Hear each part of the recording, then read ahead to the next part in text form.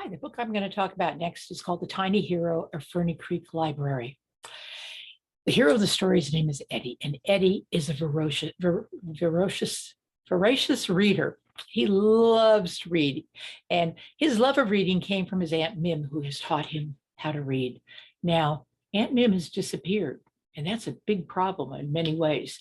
First of all, his mom blames Aunt Mim's love of books and reading for her disappearance. How can that be? How can a book make somebody disappear? Well, this isn't necessarily a somebody, because the book is about this group of ants. Eddie is actually a bright green ant who lives in, it looks like this. He lives in a crack in the wall in room 19. In the school with his 53 siblings, his mom, and until his Aunt Mim disappeared, his Aunt Mim. So he's an ant, but he has learned how to read and he really loves it. Now, he knows that Aunt Mim has to still be alive. Where would she be alive at? Probably the library. She probably got stuck in the library because it's really difficult. He's never been there. But from what Aunt Mim has told him, it's a difficult trek. I mean, they're in room 19. The school library is way far away, and you have to be really careful going because there's squishers all over the place. Squishers are the shoes people wear. And so if you're a little ant, you can get squished really easily. But Eddie decides he has to go to the library to see whether Aunt Mim is there and needs help because maybe she's injured. Now, his mom has said, you never leave room 19. You don't even leave the crack in room 19 very often because you're going to get squished. But he knows Aunt Mim needs his help, so he decides that he's going to make the journey, and he does. And it's a scary journey. He almost gets squished a couple times when the bell rings and there's all these kids walking down the hall, and he has to kind of hide in a corner against the wall. But he finally makes it to a room that he is convinced it's the library because, first of all, he can smell the books. It's just like Aunt Mim described. And when he walked in, it looked just like he thought. He looks around, and what does he see? He sees shelves like friendly castle walls rising up around everything. There's a story time carpet for the little kids so they can go and sit on when they're being read, sit waiting for young squishers to gather.